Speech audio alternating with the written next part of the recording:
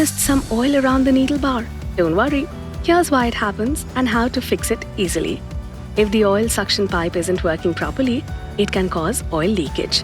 Let's inspect it. First, unscrew the 3 screws on the faceplate and carefully remove it. Inside, you'll find a transparent oil pipe.